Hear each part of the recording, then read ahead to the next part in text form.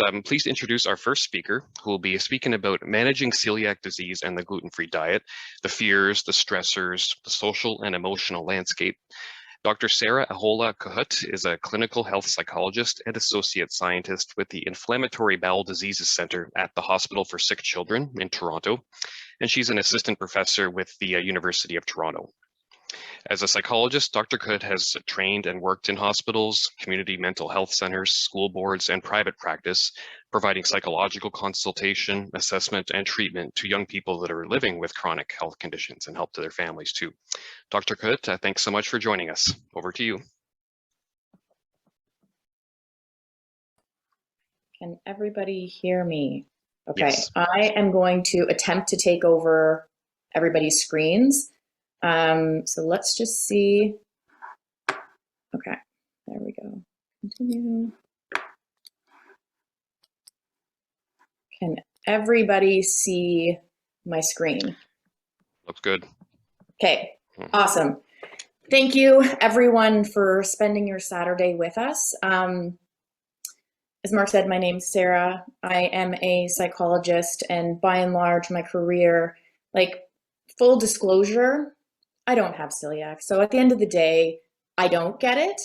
But professionally, I get to work with young people who do have celiac, and also I have the opportunity to love someone who has celiac disease. So Mark had a lovely land acknowledgement, but I do just want to highlight the land that I'm on. So I'm in Toronto, Ontario right now, and I just want to acknowledge the land that I'm on and really encourage everyone to think about the land that they get to be on today. So for thousands of years, Toronto and where I'm located has been traditional land of the Huron-Wendat and Petun First Nations, the Seneca, and most recently the Mississaugas of the Credit River. And today, Toronto is home to Indigenous peoples from across Turtle Island. And I think for me, I'm just really grateful to be able to be on this land, not only to work, but also to play. I think it's really just such a gift. So I want to start today. So I was tasked to kind of talk to everybody a little bit about, okay, so you get diagnosed with celiac disease, okay, and then what? There's definitely lots of thoughts and feelings attached to that, some positive, some negative. But what I really want to start with is really thinking about where we come from. And our brains are truly wired to survive and socialize. So what that means is that happiness is not the default state, safety is. And I don't share this to be pessimistic. I'm actually wildly optimistic as a human. But I think it's really important to recognize that if our brains are really coming from this place of survival and of safety, there are things about living with celiac that can make life a little bit more complicated. So even just interacting with medical teams can be perceived by our brains as threats to safety. All the labels that have to be read when you're in restaurants, if you're thinking about gluten exposure or cross-contaminations, those are really perceived by our brains as threat. We're also living during a pandemic. So anytime we're seeing people with masks or just all the information on the news about numbers and cases, again, this is our brain processing this as a threat. So if you're having a hard time or if you're not happy all the time, it doesn't mean that there's something wrong with you. I think society can sometimes tell people that they are expected or should just be happy all the time, when that's not really how our brains are wired. The other piece of it is our brains are also wired to socialize. We were never meant to be alone. And that's where celiac gets, again, even more complicated, because there are dietary restrictions and you are having to advocate for yourself in sometimes really awkward scenarios. I think also with COVID, just not being able to be with people in the same space, or if you're with the same people, but you have to have a mask on, that also is perceived as distancing by our brains, which can be tricky. I think the thing with celiac that also gets challenging and I think awkward are all the well-intentioned, or maybe not even well-intentioned comments that are made, or things that people do, whether they are trying their best to help, but or trying their best to accommodate being gluten-free, but then don't have that awareness of cross-contamination, so it doesn't work out. And then you're stuck in an awkward scenario where you're having to say, like, thank you, I appreciate all the efforts, I still can't eat that. Or perhaps the people who are coming to you wanting to help and accommodate, but really it's more about them than it is about you. So I start all this, again, not to be pessimistic and to be all doom and gloom, but more so that we can recognize where our brain's coming from. And when our brains are giving us worried thoughts about gluten exposure or cross-contamination, it's really our brain and our body's way of trying to protect us. I also think that having this awareness can be really important because it tells us that, like, really, we need to check in with ourselves and be aware with where we're at. And we really have to think about how to best care for ourselves and what's going to be workable for us. Often people will come to me and they'll say, okay, I have anxiety, I want to get rid of it. But here's the thing, that's actually not something I know how to do. I don't think we can control our worries. I think it's more about learning to work with them. So maybe not yet, but by the end of tomorrow, you might feel this way, or maybe you're already there, but it can absolutely be information overload when you first get diagnosed with celiac disease. And oftentimes, even the road to diagnosis can be quite bumpy. It can be lots of different medical teams. It can be lots of different tests. It can be uncomfortable things, right? So it is absolutely normal to have a whole host of different emotions come up. Those might be pleasant ones. They might be, maybe actually getting diagnosed feels like relief, or maybe it's fear. No right or wrong, just know that you can, and with the help of friends and family, like, you can work with this, and it does get easier. Because yes, being diagnosed with celiac disease is lifelong, but you won't feel this way forever. And I do encourage folks to really ask questions, but also recognize that some of those questions don't have answers. And at some point, asking questions when there aren't any answers can actually make you feel more anxious. And I don't think I could state this any more strongly. Like, you are not celiac disease. It is a part of who you are. And at this point, it might feel like a really big part of who you are, but you are also the same human you were before you were diagnosed. And there are lots of other things about you too. And I think sometimes there are going to be times when it does take over a little bit and it's overwhelming, but that doesn't mean that it's going to feel like that all the time. And really recognizing that with time and experience, things do get easier. I say that with a little hesitation because, yes, reading labels and the act of reading labels gets easier. That does not mean the labels get any clearer, because clearly that's going to be something that, thankfully, the CCA is advocating for. But after you do it a certain amount of times and you have these different interactions with people, it really does get easier. Just next slide. So I want to really think about this. I want you guys to think for a moment, how much of your time and energy is spent trying to get away from or avoid gluten exposure, cross-contamination? Like, how much of that time is spent trying to get away from it or to control it or just completely get rid of it? Versus concentrating on all the other parts of your life or what really matters to you, whether those are hobbies or family or friends or things. Because I think it can be quite easy to get stuck in a spiral where you're focusing so much on trying to control or get rid of the anxieties and the worries and the stress that might come up, that you almost forget to also put energy towards the things that really matter. Because I do think it's like riding a bike. You got to sort of figure out that balance of, you don't want to ignore the fact that you have celiac and that you have to follow a gluten-free diet, but you don't want to also be looking out for things at every given moment. So I want to give you a couple of examples of this. On a small scale, I want to think about just like an everyday snack, right? So where I am, it's kind of right after lunch, so it might be a time when I'm thinking about a snack. And when we think about this, okay, so say what you want is like a granola bar that has chocolate chips and maybe it has marshmallows in it. It's got gluten, so you can't choose that, or you perhaps, it would be in your best interest not to choose that, versus an apple.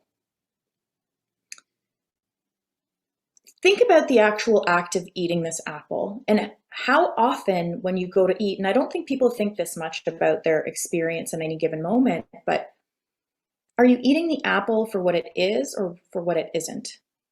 So if in your mind, what you're thinking about is how great the granola bar would be, and then you go and you choose an apple, like, yes, you chose the apple and you're choosing the gluten-free option, but are you really? Because as you eat that apple, are you taking a bite and thinking, oh, this is not chewy? This is not, it's not chocolatey. There's no chocolate bits in it. This isn't soft. This isn't gooey. This isn't, like, as you're eating the apple.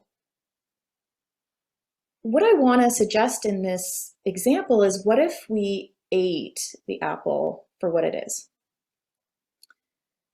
So really looking at the apple and taking a bite and enjoying the apple for the fact that it is crisp, it is juicy, it's crunchy, and that you can enjoy that.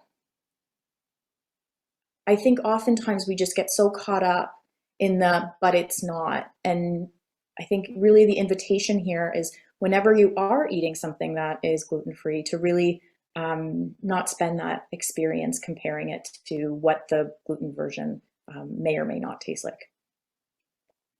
This is this part of Zoom meetings I find really challenging, because part of me, it's like you're talking into an abyss, and I'm like, okay, I was about to ask, does that make sense? And realize that there's going to be nobody to answer me. But I really do. I think for here, it's about this perspective shift. And I want to just give some examples of how to shift perspectives. Because I do think that this comes up with the young people I often work with. But also, I want to talk about a larger scale. And this definitely involves thinking more broadly about how much time and energy you're spending trying to get away from stress or avoid stress or anxiety, or maybe it's sadness, versus focusing some of that energy on what matters or what's important to you, right? And those might be little moments.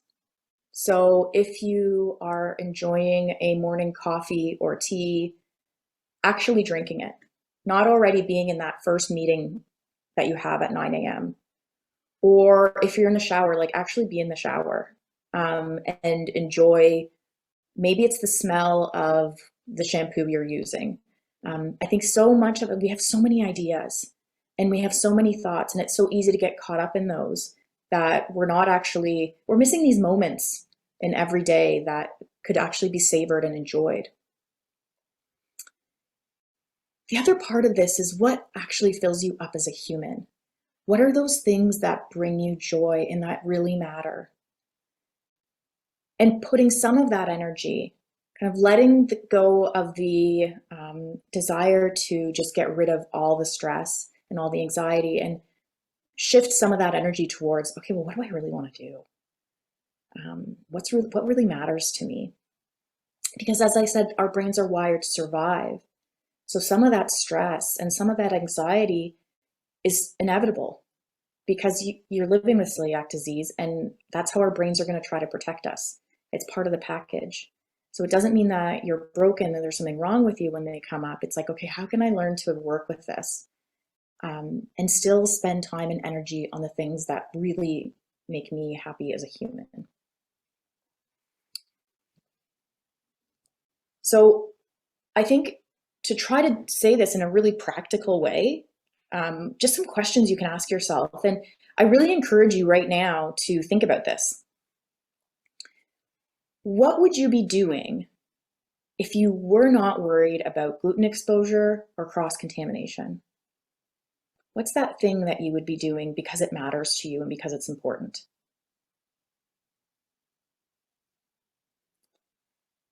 And once you have that in your mind, are there, like, what small steps would you be willing to take to move towards doing that? Because it matters to you and because it's important. And this is not me trying to say, don't be afraid to. This is me saying, be afraid and do it anyway. Because you're going to have to take your thoughts and feelings about gluten exposure and cross-contamination with you. It's going to come up. I also think that humans are just imperfect. I think not making mistakes and never having an exposure, whether like incidental, accidental, I think part of this is that odds are at some point in your life it will happen. And it's about being best prepared for that. And not necessarily to beat yourselves up about it. So again, it's that riding a bike, balancing, not ignoring, but also not being so hyper-focused on it that you're maybe missing opportunities to do things that are really meaningful to you. Now, I know that talking about this and acting on it are two very different things, because what I'm saying might sound simple. I don't want to put out there that it means that it's easy, because I don't think it is.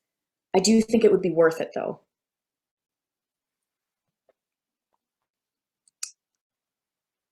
So I do want to really address something that has come up, I think, time and time again. And really it's about, being gentle but firm with people when you're advocating and communicating.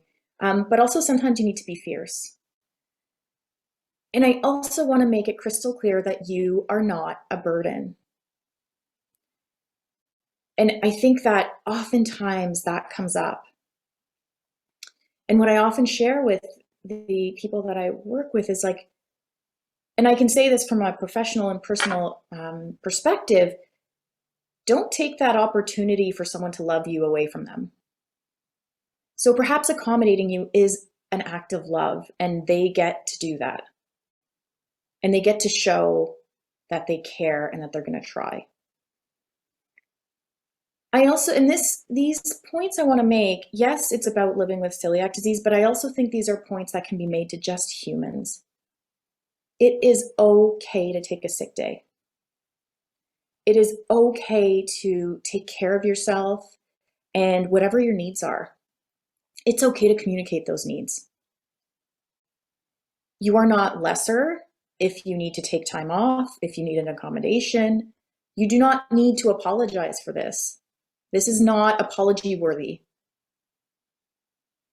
And having appropriate boundaries is not about being a jerk or being difficult or being rigid. It's actually about having some self-compassion and being able to care for yourself.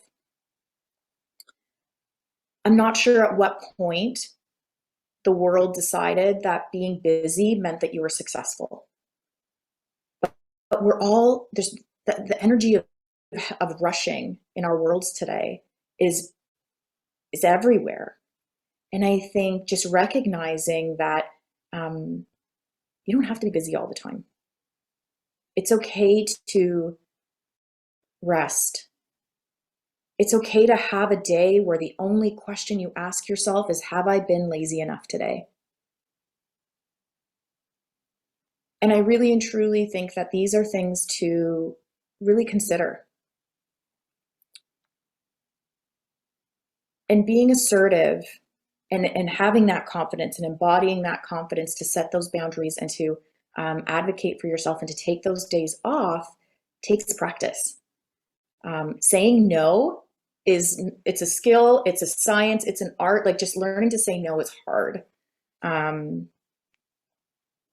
And learning to have those boundaries is hard, but I think with practice, you can get there. And you don't have to get it right every time. You can't control how other people are going to respond. What you can do is you control what you are asking for. And that's, I think, enough to ask of yourself. So I do want to share a tool that I think can actually be really helpful. This comes from, like, I do work at Sick Kids and I work with a lot of young people. So it does come from a program that was designed originally for 18-year-olds who are transitioning to adult healthcare. But to be quite honest, I think this is a beautiful tool, like whether you are 15 or 55, because there are going to be awkward conversations. And for many people, advocating and communicating on behalf of yourself is difficult. So I actually really believe that if you can come up with these short and sweet statements, and this might be something you need to like practice until it just rolls out of your mouth, or it becomes almost like automatic, because then it'll be easier in those moments where you need it to be able to share this information. So the original approach of this is called it's the 3-sentence summary. I've adapted it for these purposes, but because I just think it's a good communication tool. So first, it's wherever you are, you say your name, your diagnosis, any important medical information that you need to share in that moment. 2, your current treatment plan, and then your question or your request. Now, I want to share just a couple different examples of this, just so that you can get a sense of why I think it's so versatile. And again, if you have some that you can write out for yourself and practice, then if you get into those scenarios where you feel a bit anxious, it'll be easier to do. So it might be, hi, my name's Sarah. I have celiac disease. Treatment is a strict gluten-free diet. I need to know more about your chicken Caesar salad. Are you able to make accommodations for my medical needs? So that is an example to be used at a restaurant, right? So kind of said name, diagnosis, treatment, and then what's the question or request, right? And that's just a way to start the conversation. And then depending on what the hostess or host, waiter, waitress comes back with, you can ask about ingredients, preparation, the kitchen staff awareness of cross-contamination. But I also think this really works quite well in non-scenarios as well, non-celiac specific scenarios. So again, hi, I'm Sarah. I'm a first-year psychology student. I'm taking 3 courses with exams all in the same day. I'd like to see about rescheduling one. So in this, it's your name, any important information about who you are. The second sentence is what your problem is or what is a barrier. And then the third sentence is the ask or the request. And even just, hi, I'm Sarah. I'm excited for the upcoming holiday party. I'm checking in to make sure that you're aware I have celiac disease. I need to follow a gluten-free diet. I want to be sure that there are some safe gluten-free options available for me. Again, just sort of having those 3 sentences together and practicing, especially if you are new to celiac, can be really helpful because you're still sort of figuring things out. So having this part of it kind of canned and done can just be helpful for getting that conversation going. And again, this is not a burden. This is not like something to apologize over. Like, this is just a right. But I do want to just invite everyone to take a moment and reflect on what you are and are not comfortable sharing and thinking about that now, because people are curious. They will ask you lots of questions. And sometimes you can get stuck in conversations, whether it's about celiac disease or not, you can get stuck in these conversations and you're sharing information you really don't know if you're comfortable sharing. So I do really encourage everyone to take some time to think about, what am I comfortable sharing? What am I not? It might be that you're comfortable sharing your diagnosis and that you need to be on a gluten-free diet. You might not feel comfortable sharing what happens after you have an exposure, because for some people, whether they're exposed or not, you might not know in that moment. But for others, you might get violently ill. So you may or may not want to share that. There's no right or wrong. And I do want to talk a little bit about the difficult conversations, because bottom line, you don't actually owe anybody anything. You are not obligated. But I say that, and I know that even though technically you're not obligated to share, there are scenarios where essentially you're going to end up feeling obligated. But what might help ease this, and to think about, when do you want to have these conversations, and when do because you're not obligated to have all these conversations all the time, but when and what might it matter to you? So thinking about, if you are going to disclose, or you do want to talk about the gluten-free diet, and that it might actually just to get an accommodation and to make sure that there are safe gluten-free options for you. It may be so that you can have one friend who knows when you're in a scenario where you say are going to an event, a work event or a party where not everybody knows you. It might be nice to have a friend who is aware, who can help you navigate. It might actually be for the purpose of deepening an important relationship and really talking to somebody and sharing about your experience. Or it might be about increasing awareness and the difference between a gluten-free lifestyle versus celiac disease. Because I think that has made things so much more complicated now that being gluten-free is super cool and a choice, and people use that almost as social capital in an odd way. So my hope is that in thinking about it a little and increasing some of that awareness, you have intention behind when you are talking about celiac disease, and not necessarily talking about it because you feel obligated, or people are asking questions and you feel like you owe them an answer, or there's people literally demanding to know, or you're in a scenario where you don't know what else to say. Putting a little thought into it ahead of time can be helpful. So this is also a pretty busy slide, but really it's to say, what can you do to best care for yourself? Because I'm going to be honest, this is hard. It is hard. But also, you're not alone. There's over 400 people right now on this call alone. You are not alone. And what can you do to best care for yourself? Not to fix hard, not to get rid of hard, but because it's hard. And how can you take care of yourself in whatever moment you're being faced with?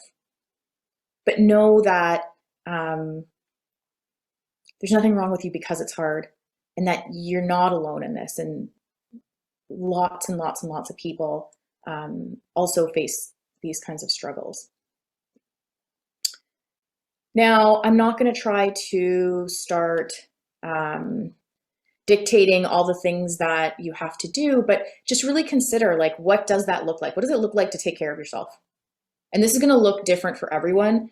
I don't really believe in right or wrong. I believe in what's workable for you in this scenario, in this context, because I don't think what works for me is going to work for other people. So really thinking about what's workable. So yes, it's going to be eating well and exercising. And part of that is, just because it's gluten-free doesn't mean it's technically healthy. I'm sure that there will be many others talking about this, but just eating well and exercising, and staying connected to whatever those hobbies or social interests or whatever filled you up as a human. Do those things. And building a support network that you can help, that can help you. I think asking for help is not only okay, it's necessary for all humans. Again, our brains are wired to socialize. Our brains want to have those support networks. And over time, those people in your support network will learn and be able to prepare safe gluten-free foods, because they will develop that understanding of cross-contamination.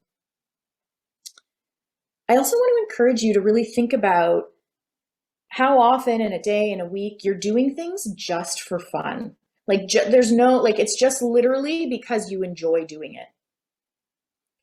Because I think having that mix of like just fun play in your everyday life, regardless of age, is really important. But I also think having tasks throughout your day, whether or not you enjoy doing them, but after you've done them, like you feel good about yourself, let's make sure that there's some of those things in your everyday life as well.